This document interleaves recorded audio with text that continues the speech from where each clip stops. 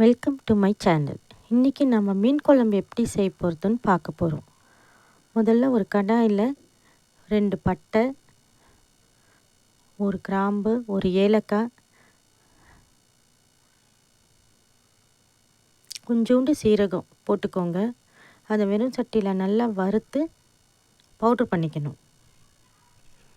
இதுதான் மீன் குழம்புக்கு தேவையான மசாலா பவுடர்.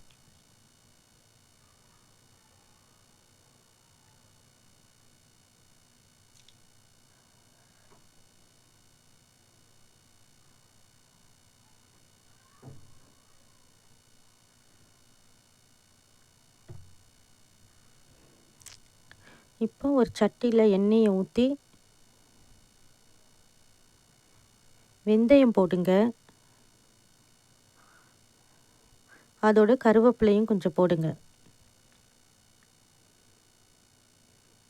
இப்போ வெங்காயத்தை போட்டு நல்லா வதக்குங்க.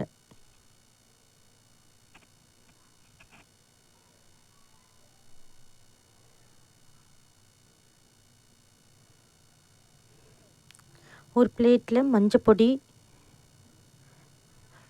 உப்பு, மிளகாய், மீன் குழம்புக்கு தேவையான மிளகாய் பொடியை இப்போவே போட்டுடணும். இதில் இதை போடுற மிளகாய் பொடி மட்டும்தான் நம்ம மீன் குழம்புக்கு சேர்க்க போகிறோம். இதில் மீனை போட்டு நல்லா மிக்ஸ் பண்ணி வச்சுக்கோங்க. வெங்காயம் நல்லா வதங்கினோன்னே அதில் இஞ்சி பூண்டு விழுது போட்டுருங்க.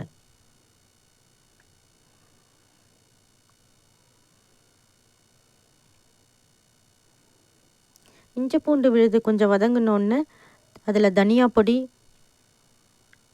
சீரகப்பொடி, உப்பு போட்டு நல்லா கலந்து விட்டுருங்க. இப்போ புளி தண்ணியை இதில் கொஞ்சம் ஊற்றுங்க.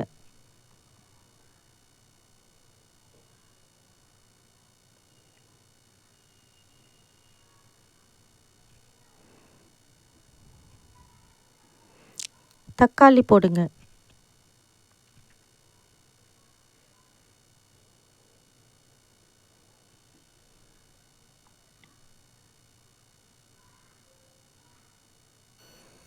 தக்காளி போட்டு கொதிக்க ஆரம்பித்த உடனே இதில் மீன் துண்டுங்களை போடுங்க.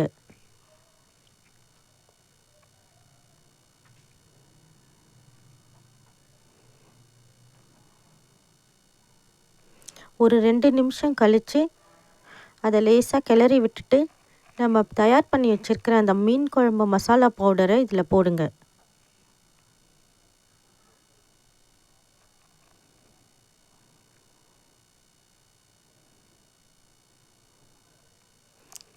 மீன் குழம்பு மசாலா பவுடர் போட்டு ஒரு 2 நிமிஷம் கழித்து கொத்தமல்லி தழை தூவி